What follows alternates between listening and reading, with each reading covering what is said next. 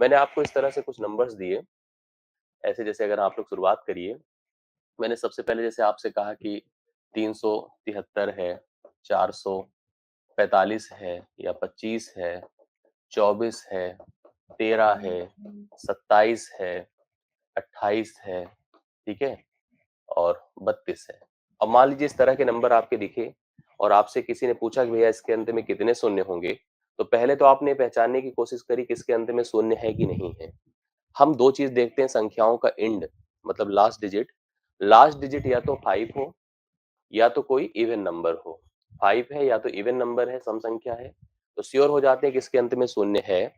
और जब हमने चेक किया तो 373 इसके अंत में 3 है, इसके अंत में है 5 है, यह एक इवन नंबर है, इसको छोड़ दो, इसको छोड़ दो, और बाकी इसको भी कंसीडर कर, मतलब वैसे भी हम मतलब दो चीज से पहले श्योर कर लेते हैं अपने आप को कि अंत में शून्य आएगा कि नहीं आएगा। तो श्योर तो हो चुके हैं कि अंत में शून्य आएगा। अब कितने आएंगे, इसके लिए हमें नंबर ऑफ पेयर काउंट करना पड़ता है। नंबर ऑफ पेयर अर्थात कि जोड़े कितने बनेंगे, किसके बताइए, 2 और 5 के। मैंने जोड़ों के लिए आपको बताया कि जोड़े कैसे निर्धारित किए जाते हैं। जोड़ों को निर्धारित करने के लिए हमेशा कम का उपयोग किया जाता है। जो मिनिमम है, कम है, उतने ही जोड़े पॉसिबल हैं। ठीक है, जो मिनिमम है, कम है, उतने ही जोड़े पॉसिबल हैं। जैसे मान लो मेरे पास 2 शर्ट हैं और 1 पैंट है, तो मेरे पास अगर जोड़ों की बात किया जाए तो मेरे पास 1 पेयर कपड़ों का है ना, 1 पेयर कपड़ों का है। ऐसे 2 टेबल हैं, 5 कुर्सियां हैं, तो आप कह सकते हैं कि 2 का ही पेयर है, मतलब 2 का पेयर, बाकी उसी के साथ एडजस्ट किया जाता है। अब जैसे इसमें हम लोग क्या करते हैं, पेयर निर्धारित करने के लिए जिन जिन संख्याओं को हमें फोकस करना है, जैसे 45, 25, ठीक है, 24, 24, 27 को छोड़ दीजिए, 28 और 32। हम यहाँ पर देख पा रहे हैं, अगर इस कॉम्बिनेशन में अगर इतनी मेरी समझदारी है तो मैं तो इतना रिलेट कर ही ले रहा हूँ कि इसमें अवेलेबिलिटी 2 की ज्यादा है। यस हाँ, यहाँ पर अवेलेबिलिटी 2 की ज्यादा है, तो हम 5 के ऊपर डिपेंडेंट, क्योंकि पेयर हमेशा क्या होते हैं, मिनिमम अपीयरेंस से होते हैं। मिनिमम जो है अवेलेबिलिटी से डिपेंड करते हैं कि जो यहाँ पे कम बार अवेलेबल है उतने ही पेयर बनते हैं। जैसे मान लीजिए मैं 5 की बात करूं तो 5 यहाँ 45, यहाँ पे देखिए 5 गुणे 9 हो जाएगा। इसकी बात करिए तो 5 गुणे 5 अर्थात 5 की पावर 2 हो जाएगा। अब 5 का रोल खत्म हो गया, इसको अगर सोचो तो यह हो जाएगा 2 की पावर 3 गुणे 3। क्यों? क्योंकि 2 की पावर 3 8 होता है, 8 गुणे 3 24 होता है। इसकी बात करो तो 2 की पावर 2 गुणे 7 होगा, मतलब 4 सते 28 होगा। यह 2 की पावर 5 होगा, मतलब 2 बहुत बार है। अगर हम सोच रहे थे कि 5 को नोटिस करें तो 5 यहाँ पर 1 बार और 2 बार, मतलब 3 बार है। और 2 की अगर बात किया जाए तो देखो 3 यहाँ पर हो गया, 3 2 5 5 10 बार है।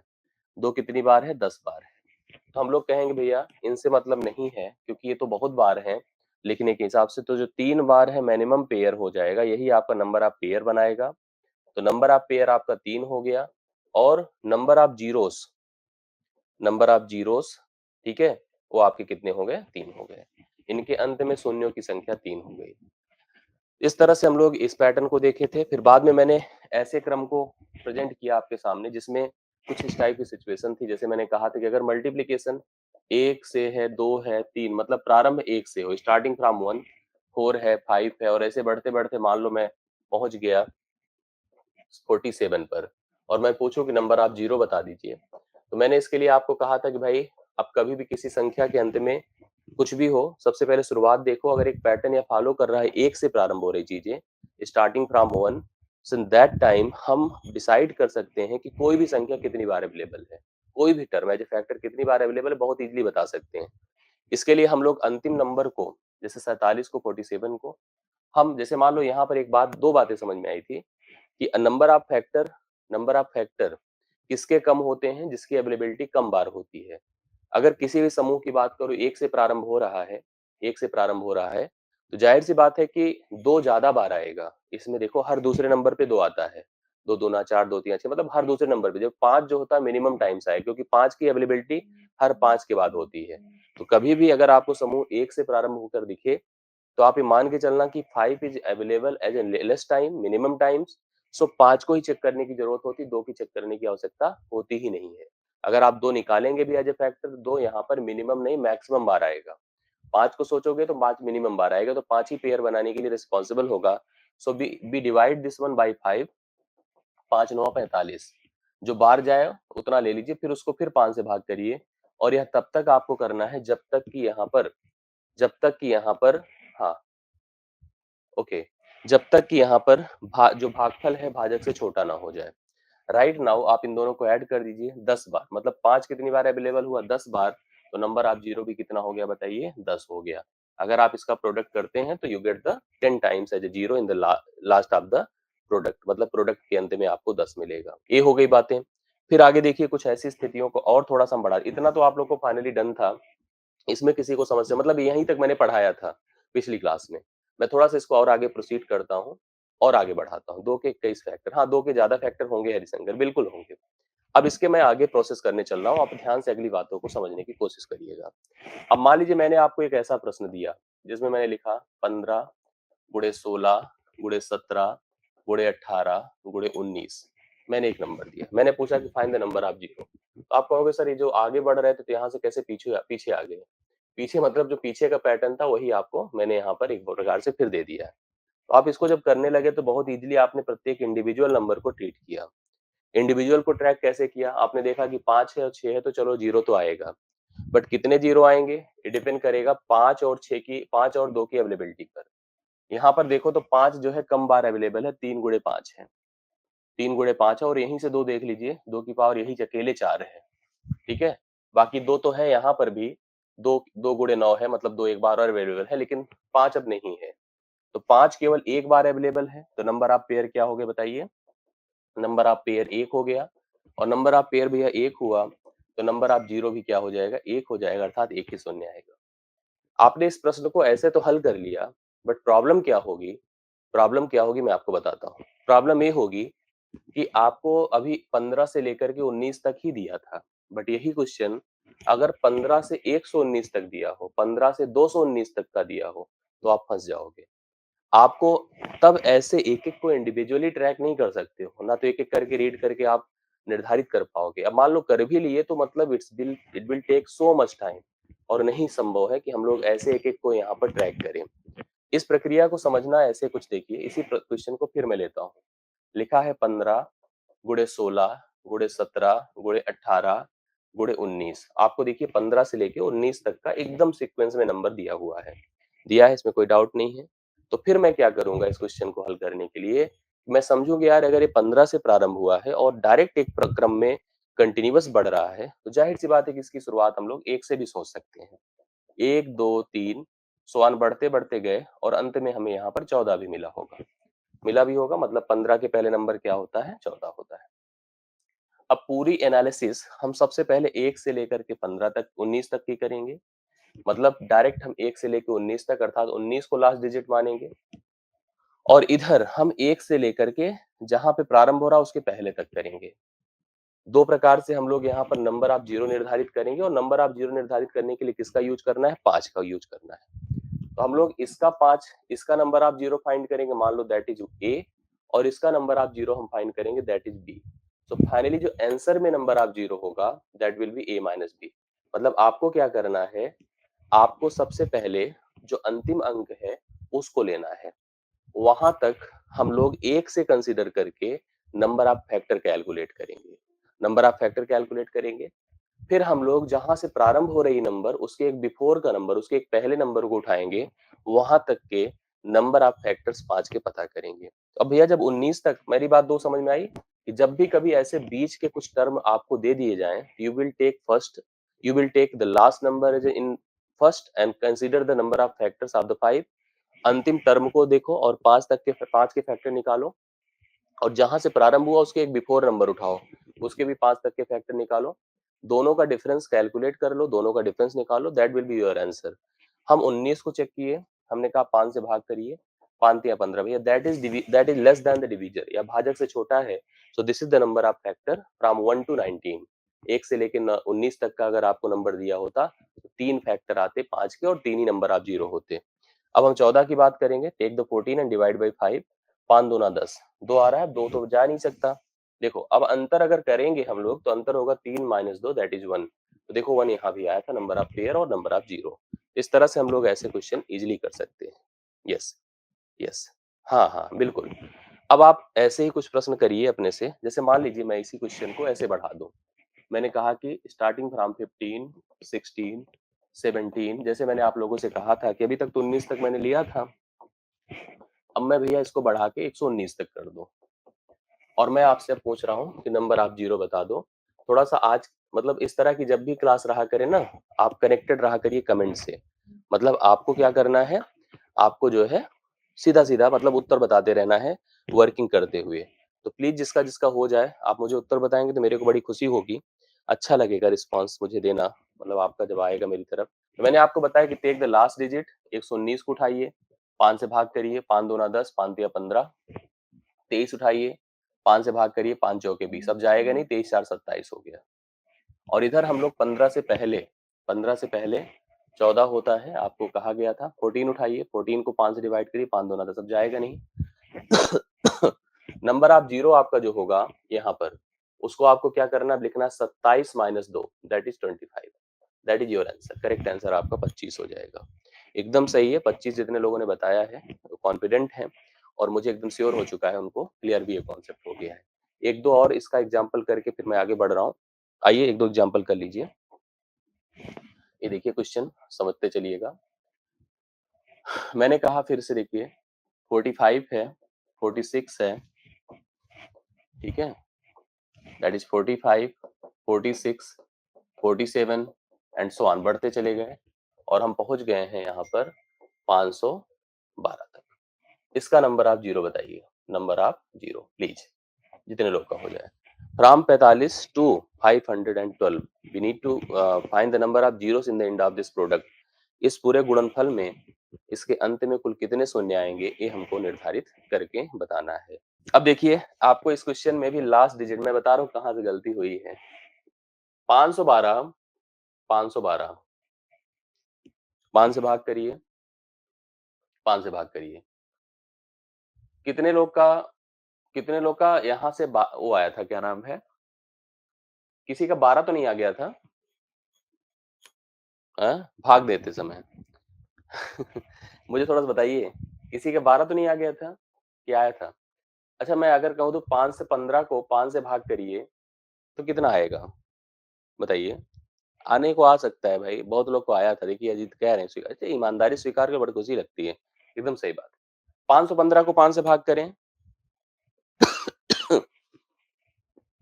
103 आएगा ना, 13 कितना आएगा, कितना आएगा बताइए, 515 को अगर 5 से भाग करें 103 ही आएगा ना।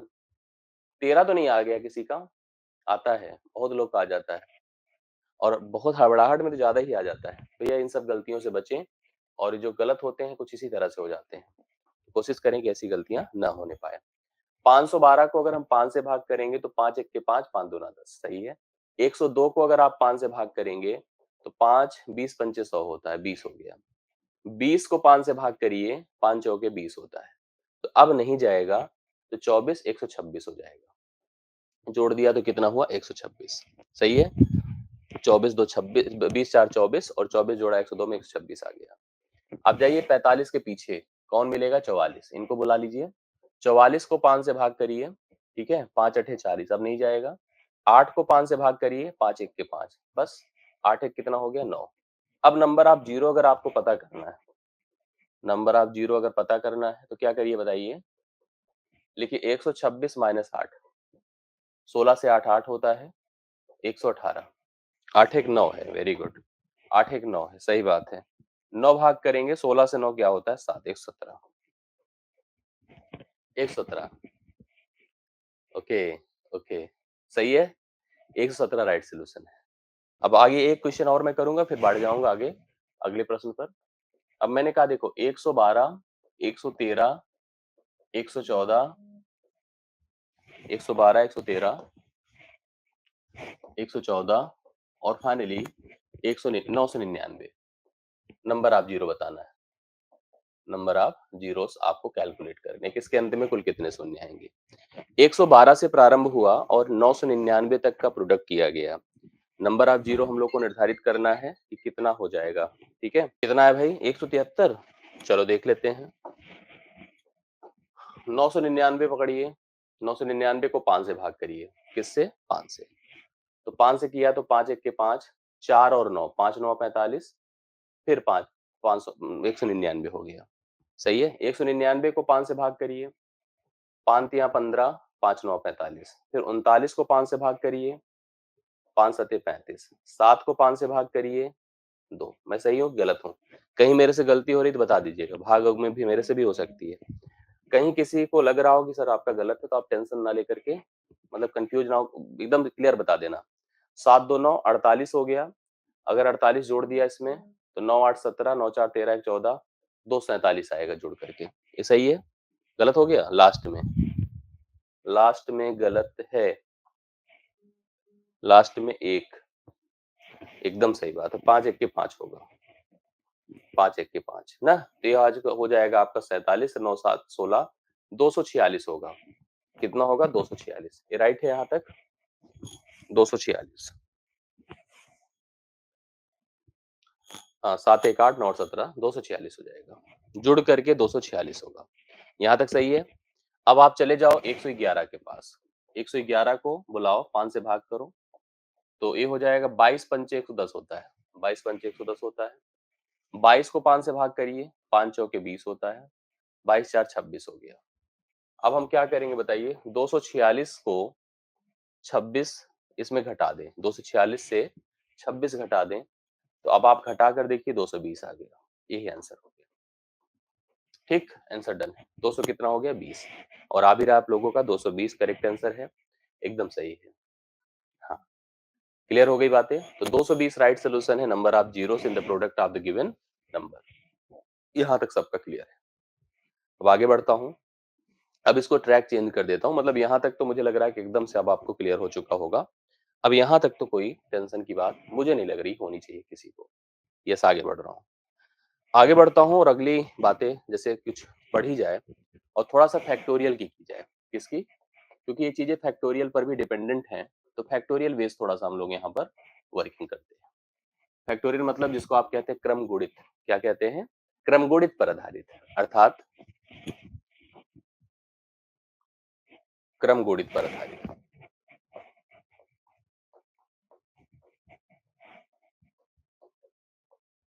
कि क्रम गुणित का उपयोग कैसे इसमें होगा, इसको भी थोड़ा सा ध्यान से देखिएगा आप लोग। क्रम गुणित जनरली आप जानते हैं कि अगर किसी संख्या n का हम फैक्टोरियल करते हैं, n फैक्टोरियल, तो होता क्या है? n n-1 n-2, इसको यही बता देना इसलिए जरूरी था कि बेस समझ लीजिए, क्योंकि उपयोग में तुरंत आ जाएगा। जो चीज हम पढ़ रहे हैं जस्ट उसके यूज में आपको फैक्टोरियल दिख जाएगा, इसलिए मैं तुरंत का तुरंत यही बता दे रहा हूँ। ये बढ़ते जाइए, अंत में 3 गुणे 2 गुणे 1, मतलब सेंस अंतिम में 1 तक ही होता है। जैसे अगर हम बात करते हैं 5 का फैक्टोरियल, तो आपने पढ़ा था कि 5 गुणे 4 गुणे 3 गुणे 2 गुणे 1, ये हो जाता है ना।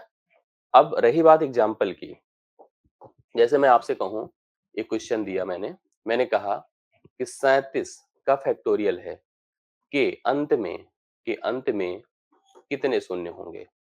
कितने शून्य होंगे? अर्थात 37 के फैक्टोरियल का मान अगर निकाला जाए तो how many zeros in the end of this value, मतलब इस मान के अंत में कुल कितने जीरो नजर आएंगे। अब क्योंकि आप 37 का फैक्टोरियल जानते हैं कि आपको लिखना पड़ेगा, इस अगर इसके वर्किंग अनुसार आंसर की तरफ चला जाए तो लिखोगे 37 गुणे 36 गुणे 35 ना, बढ़ते जाइए, अंत में 3 गुणे 2 गुणे 1, मतलब अंत में 1 मिलेगा। मिलेगा 37 गुणे 36 गुणे 35 गुणे सोआन, अंत में 1 गुणे 3 गुणे 2 गुणे 1। आप थोड़ा सा अगर इसको ऐसे ना लिख करके चाहे तो क्या ऐसे नहीं लिख सकते हैं? 1 गुणे 2 गुणे 3 गुणे सोआन, ठीक है, 35 गुणे 36 गुणे 37 लिख सकते हैं ना। देखिए पलट दिया मैंने, मतलब कुछ परिवर्तन हुआ। ये वही प्रश्न जो यहाँ पर ऐसे दिख रहा है, एक्चुअली वही है जो 1 से प्रारंभ होकर के n तक का प्रोडक्ट किया जाता है। तो जिस संख्या का गुणा कर क्रम गुणित निकाल रहे हैं, उस संख्या को अंत नंबर अर्थात वह वैल्यू मानते हैं जहां तक 1 से प्रारंभ होकर संख्या जा रही है। तो that is the last digit of the product starting from 1, मतलब अगर 1 से हम प्रारंभ कर रहे हैं तो जिसका फैक्टोरियल आप निकाल रहे हैं that will be the in digit, वही अंतिम अंक होगा उस गुणनफल में। तो रूल वही लग गया जो 1 से लगता है। आप बुलाओ 37 को, तो कह दो भैया 37 को 5 से भाग करूंगा, 5 सते 35 हुआ, 7 को 5 से भाग करूंगा, 5 1 के 5 होगा, तो 7 1 मिलकर कितना हुआ बताएं? 8। तो आंसर आ गया 8 शून्य। कितना हो गया? 8 शून्य। मतलब जब मेरे को 37 फैक्टोरियल दिया गया था, तब भी मुझे कुछ सोचना नहीं चाहिए था, सीधा सीधा 37 को ही 5 से भाग करते और वहीं से हम लोग यहाँ पर अंत के शून्यों को निकाल सकते थे। आशा करता हूँ इतना आप लोगों को कोई दिक्कत इसमें नहीं होनी चाहिए, कि है नहीं है। देख लीजिए आगे क्वेश्चन ले लीजिए। मैंने कहा 515 का फैक्टोरियल है, अंत में शून्यों की संख्या बताओ। अंत में शून्यों की संख्या क्या होगी? 515 का फैक्टोरियल है, अंत में शून्यों की संख्या बताना है या उसी नंबर को ले लेना है। हाँ, 515 को आप 5 से भाग करिए, 5 1 के 5, 5 तिया 15। 103 को 5 से भाग करिए, 20 पंचे 100 ना, कोई दिक्कत है? 20 को 5 से भाग करिए, सही कर रहा हूं ना, गलत तो नहीं? 5 से 5 चौके 20, ठीक। अब तो जाएगा नहीं, तो 20 4 24 3 27, 127 हो गया। कितना आंसर आया बताइए? 127 बार शून्य आएगा। तो फैक्टोरियल डायरेक्ट अगर आपको इस तरह से दिया जाए, कितने शून्य हैं, कितना है, तो आप डायरेक्ट का डायरेक्ट निर्धारित कर सकते हैं। इसमें किसी को कोई समस्या मेरे हिसाब से तो नहीं होनी चाहिए, ठीक है। और देख लीजिए एक आध नंबर। मैंने कहा 44, 444 का फैक्टोरियल है, अंत में शून्यों की संख्या। अंत में शून्यों की संख्या 444 का फैक्टोरियल है, अंत में शून्यों की संख्या बतानी है। कैसे बता पाएंगे? देखिए 444 है, सीधा सीधा 5 से भाग कर दीजिए, तो 5 अठे 40, 5 अठे 40, यही होगा ना। 5 अठे 40, 88 को 5 से भाग कर दो, क्या हो जाएगा? 16 पंचे 80 और 17 पचे 85, 17 हो जाएगा। 17 को 5 से भाग कर दीजिए, 5 तिया 15 हो जाएगा। अब तो जाएगा नहीं, बस 17 3 20 हो गया और 80 जोड़ दिया, 108 हो गया। 108 बार शून्य आएगा इस प्रोडक्ट में, 108 बार, ठीक, 108 बार। डाउट है किसी को? नहीं होना चाहिए। मतलब शून्य डायरेक्ट फैक्टोरियल जो नॉर्मल फैक्टोरियल होते हैं, उसमें निकाल देने में कोई समस्या आपको नहीं होनी चाहिए, ठीक है। अब जो ये पैटर्न 1 से प्रारंभ होता था, जो 1 से हमने शुरू किया, उसका उपयोग लगभग लगभग हो गया है। आगे हम बढ़ेंगे तो और चीजें हम समझते हैं, लेकिन अगर 1 से ना शुरू हो नंबर और किसी से शुरू हो जाए तो समस्या आती है ना। अभी हमने पैटर्न उनके डिसाइड करके बता दिया आपको जिनमें प्रोडक्ट 1 से शुरू होता था, जिसमें सीक्वेंस 1 से प्रारंभ था। 1 से प्रारंभ था तो मुझे लग रहा है इस फैक्टोरियल तक वो डन हो चुका है, क्योंकि फैक्टोरियल भी सीधा सीधा आ रहा है ना उस 1 के प्रोडक्ट में, 1 के सीक्वेंस में 1 से प्रारंभ हो रहा था। अब क्वेश्चन ऐसे बनेंगे जो 1 से प्रारंभ नहीं होंगे, ये हमारे मन की क्वेरी है और होनी चाहिए आपके मन में कि 1 से प्रारंभ नहीं है तो कैसे करेंगे। अब उसके लिए आप अलग पैटर्न देखिएगा क्या हो सकता है, ठीक है। अब जैसे मान लीजिए 1 से प्रारंभ हो और 1 से ना भी प्रारंभ हो तो भी बताया मैंने, लेकिन उसमें भी आपने देखा गैप सब में लगातार था। जैसे अगर मान लो मैंने 19 से शुरू किया तो 19 के बाद 20 है, 20 के बाद 21 है, 21 के बाद 22, ऐसे चल रहा था, ठीक है। लेकिन अब ऐसी भी चीजें होंगी जिसमें जो पैटर्न में गैप भी होगा वो भी डिफरेंट डिफरेंट हो जाएगा। देखो, जैसे मान लो मैंने कहा कि मैं एक प्रोडक्ट दे रहा हूँ, 2 गुड़े 4 गुड़े 2 गुड़े 4 गुड़े 6 गुड़े 8 गुड़े 10 गुड़े सो बढ़ते गए और मान लीजिए मैंने कहा कि हम पहुंच गए हैं 24 तक। अब इसके अंत में कितने शून्य हैं? अंत में शून्यों की संख्या, थोड़ा कॉन्सेप्ट समझना तो क्लियर होगा। अब देखो ना तो 1 से प्रारंभ हो रहा ना गैप 1 का है, अंत में शून्यों की संख्या आपसे पूछी गई। 2 से प्रारंभ हुआ है और 2-2 का गैप है, मतलब ये लगातार सम संख्याएं हैं। अब इन प्रोडक्ट में हम शून्यों की संख्या निकालना चाहते हैं, कितनी होगी। थोड़ा सा आप पूरा प्रोसेस समझिए, बाद में आप लोग बहुत इजीली कर लेंगे, ठीक है। प्रोसेस, इसकी वर्किंग समझिएगा, इसका सोल्यूशन समझिएगा। इसका सोल्यूशन कुछ ऐसे होगा कि आप इसको पहले सोचो, जो लिखा है जैसे 2 लिखा है, 4 लिखा है, मैं एकदम अभी मैं हल नहीं कर रहा हूँ, मैं एकदम एग्जैक्टली कॉन्सेप्ट बता रहा हूँ कि होता क्या है, कैसे होता है। जैसे बढ़ता चला गया, मान लो 24 पर पहुंचे। भैया ध्यान से देखिएगा, आप इसको क्या लिख सकते हैं? 2 गुड़े 1। इसको क्या लिख सकते हैं? 2 गुड़े 2। इसको क्या लिख सकते हैं? 2 गुड़े 3 लिख सकते हैं।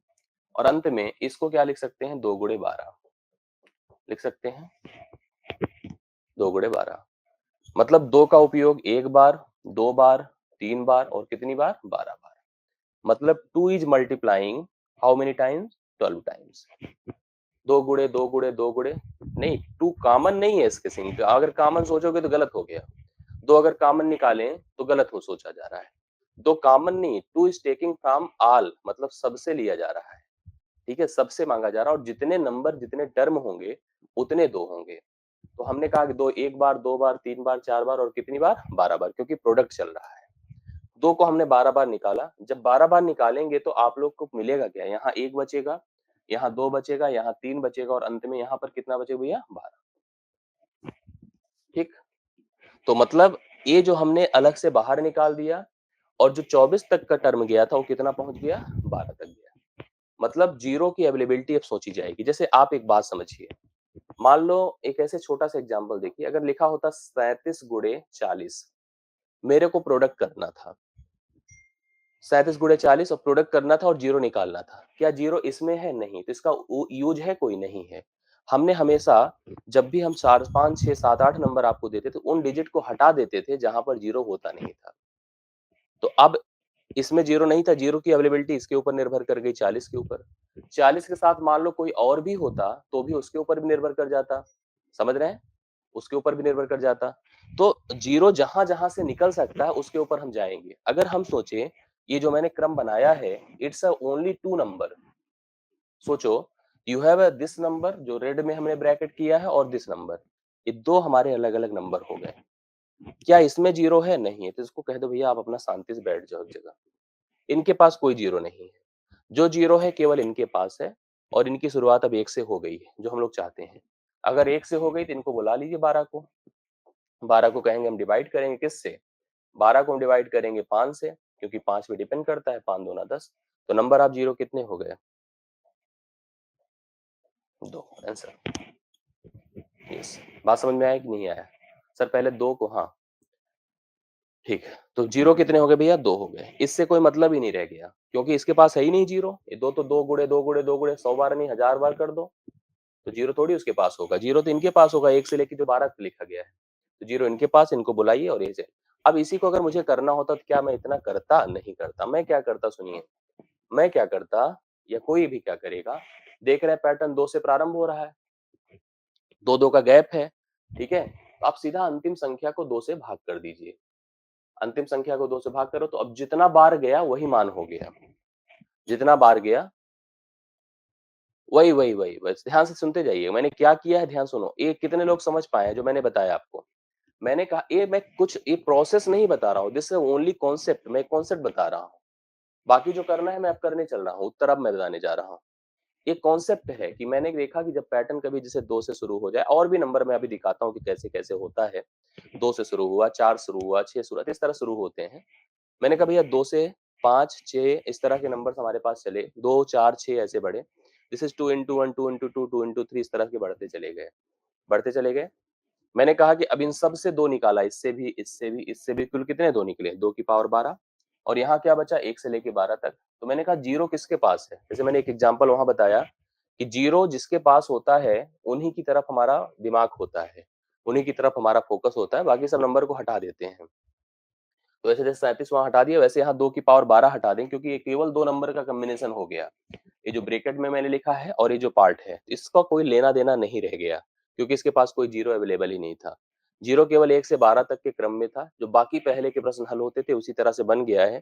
12 डिवाइडेड बाई 5 लास्ट हम लोग को आंसर मिल गया। मैंने कहा कि ये तो चलो एक प्रोसीजर था, जिसके थ्रू आप कॉन्सेप्ट सीखे हैं, बट जब मेरे को आंसर करना होता है, इस तरह का प्रश्न लगाना होता है एग्जाम में, तो मैं अंतिम संख्या के पास जाता, 2 से भाग करता, जितना आता मैं उन्हीं के ऊपर डिपेंडेंट हो जाता, इसी 12 को तुरंत यहाँ पे भाग करता 5 से, 5 दूना 10, आगे नहीं जा रहा था, मैं 2 कह देता कि आंसर हो गया। समझ रहे हैं कि नहीं, यस, बाकी समझ में आई बातें, कितने लोग समझ गए, थोड़ा मुझे हाथ उठा के बताएं, यस करके बताएं, और थोड़ा अच्छे से बताएं, हाँ। अभी मैं दो एक एग्जांपल और कराता हूँ, good, clear clear, very good, चलिए बहुत अच्छी बात है, लगा हाँ कि समझ में आ रहा है। एक एग्जांपल और दो पर ही करिए, फिर आगे बढ़ता हूँ। मैंने कहा दो गुड़े, दो गुड़े, चार गुड़े, 6 गुड़े, 8 गुड़े, 10 गुड़े, सो ऑन, कहाँ तक पहुंच गए, मैंने कहा हम पहुंच गए 120 तक। मुझे बताओ नंबर ऑफ जीरो क्या है, नंबर ऑफ जीरोस कौन बता रहा है। अब आप देखो दो से शुरू हो रहा है, तो दो से इसको भाग करो, कितना आया 60, तो बुलाइए 60 को, 60 divided by 2 5 sorry 5 not 2 60 divided by 5 5 बराबर में 60 12 को 5 से करो 5 दूना 10 अब तो होगा नहीं 12 तो कितना हो जाएगा 14 14 टाइम्स राइट आंसर इधर 14 करेक्ट आंसर क्या हो गया 14 क्लियर हो चुका है सबको कोई दिक्कत नहीं हो गया ना चलो आगे बढ़े ठीक है फिर देखिए अब ये तो हो गया सम संख्याओं का मुझे इसका बताइए 1 है 3 है 5 है 7 है 9 है 11 है सो बढ़ते चले गए 47 है नंबर आप जीरो बताइए नंबर आप जीरो 1 से प्रारंभ हो रही विषम संख्या हाँ हाँ हाँ बिल्कुल बिल्कुल वही किया मैंने वही किया है चंद्रशेखर इसमें कितने जीरो हैं भाई बोल दो नो जीरो नो जीरो क्यों नहीं क्योंकि विषम संख्याएं हैं विषम संख्याएं अगर प्रोडक्ट में हैं तो कभी भी जीरो नहीं आएगा कभी भी जीरो नहीं आएगा नॉट पॉसिबल ऐसे every no any zero is possible कोई जीरो अवेलेबल नहीं हो ही नहीं सकता जीरो ठीक चलो ये डन हो गया कोई जीरो नहीं आएगा अब थोड़ा सा पढ़िए आगे अब जैसे मैंने 2 का पैटर्न बताया तो अब थोड़ा सा आगे देखिए अब मैंने कहा अगर 3 है 6 है 9 है 12 है ठीक है बढ़ते चले गए और मैंने कहा कि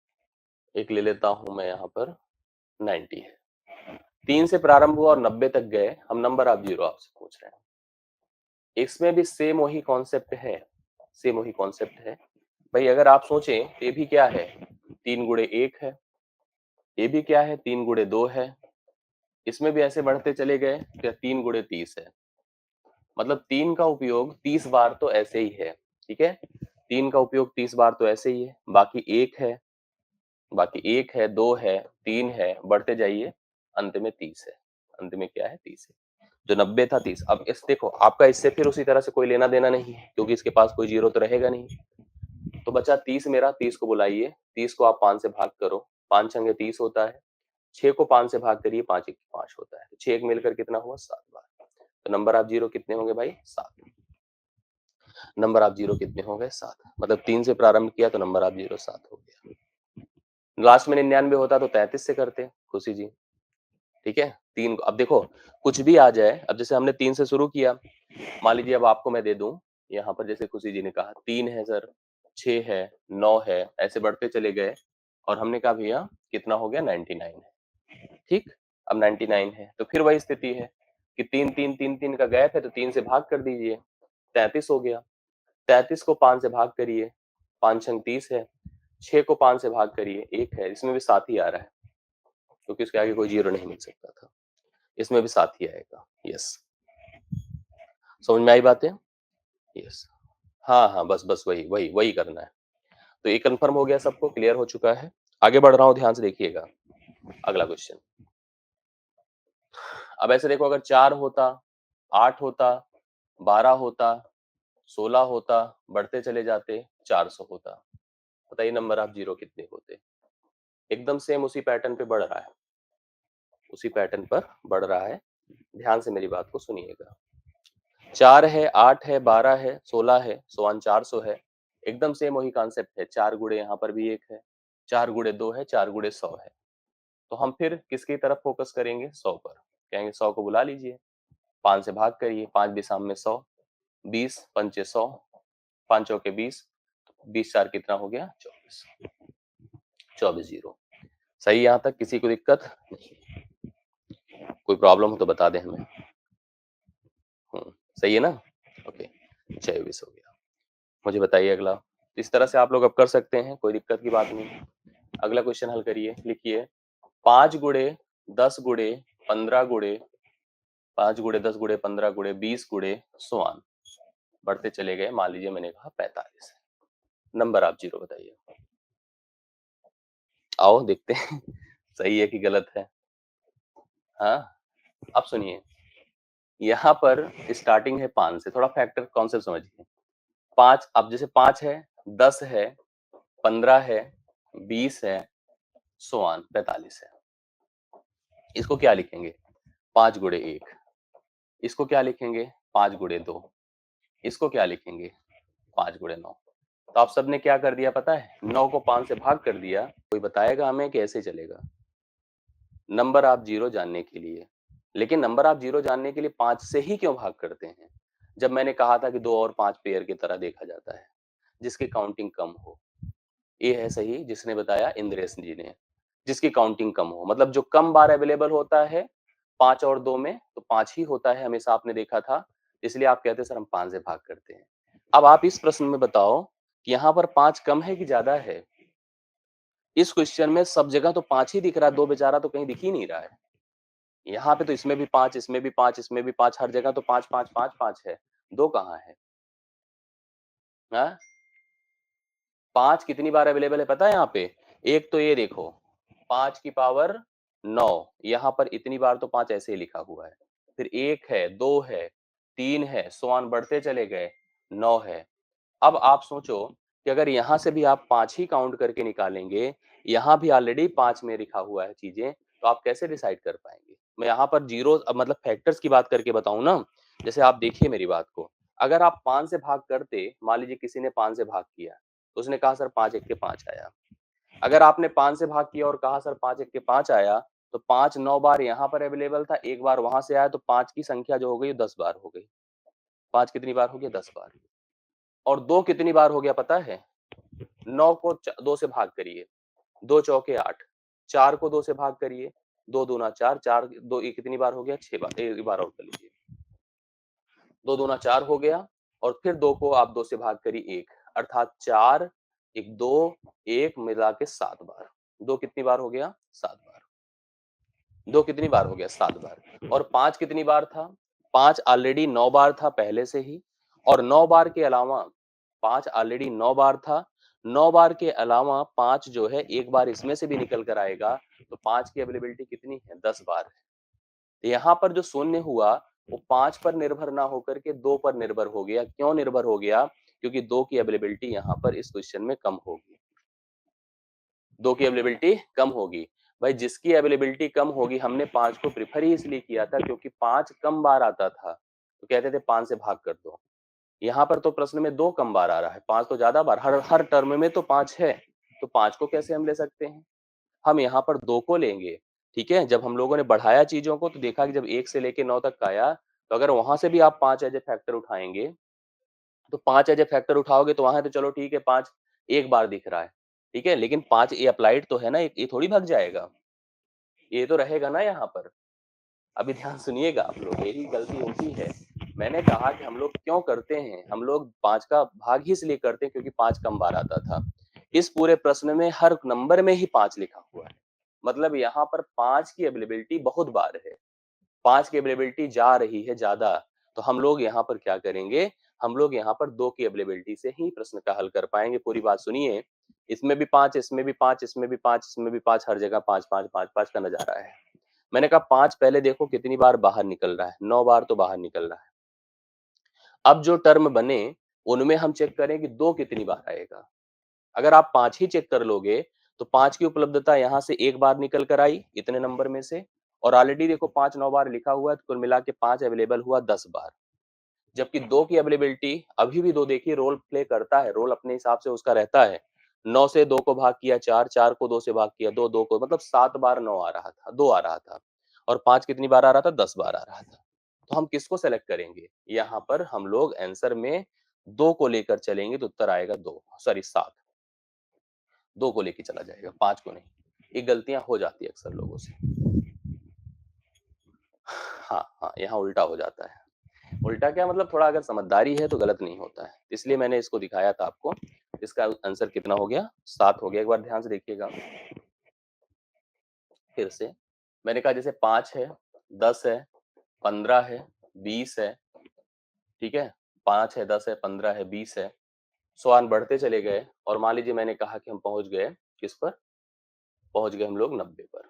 अब मैं आपसे कह रहा हूं कि इसमें बताइए कितने नंबर आप जीरो होंगे? नंबर आप जीरो नंबर आप 0। तो ये आपको क्या करना है, जैसे आप ध्यान से देखिएगा, अगर हम 5 सबसे बाहर कर देंगे, 5 से बाहर करेंगे तो कितना हो जाएगा, 5 गुणे 18 हो जाएगा।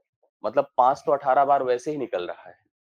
अब इस प्रश्न में आपको 18 को 2 से भाग करना होगा, 5 से नहीं। 5 से भाग करोगे तो गड़बड़ हो जाएगा फिर, ठीक है? 2 से भाग करिए, 2 9 18 हुआ। 9 को भाग करिए 2 से, 2 चौके 8 हुआ। 4 को 2 से भाग करिए, 2 दूना 4 हुआ। 2 को 2 से भाग करिए, 1 हुआ। 9 4 13, 2 14, 1 15। तो 15 बार इस प्रश्न का हल है। कितना है? 15 नहीं, 9 4 13, 13 3 16, 16 बार, सॉरी 16 बार इस प्रश्न का हल है। ये करना था आप लोगों को। अब आप अगर यहाँ से कोई पूछता 5 के सर कितने फैक्टर है, तो मैं बताऊँ कितने फैक्टर हैं? तो 5 तो पहली बार यहीं से ज़्यादा है। देखो 5 18 बार तो ऐसे ही गुणा है, तो 5 की पावर 18 तो ऐसे निकल गई। अब जो 1 2 3 से लेके 18 तक आएगा, उसमें भी 5 3 बार आएगा। तो 5 यहाँ पर 21 बार अवेलेबल था, जबकि 2 जो है 16 बार अवेलेबल है। इसलिए यहाँ पर 2 को हम लोग बेस बना लेंगे और 5 की काउंटिंग नहीं करेंगे। सही बात है। इस प्रश्न का उत्तर हमारे सामने कितना हो जाएगा? 16 बार हो जाएगा। मतलब 16 जीरो आएंगे। तो आज की क्लास बस इतने पे ही समाप्त करता हूँ। कल मैं इसके आगे कंटिन्यू करता हूँ। ठीक? तो आज मेरी तरफ से इतना ही। बहुत-बहुत धन्यवाद आप सभी को।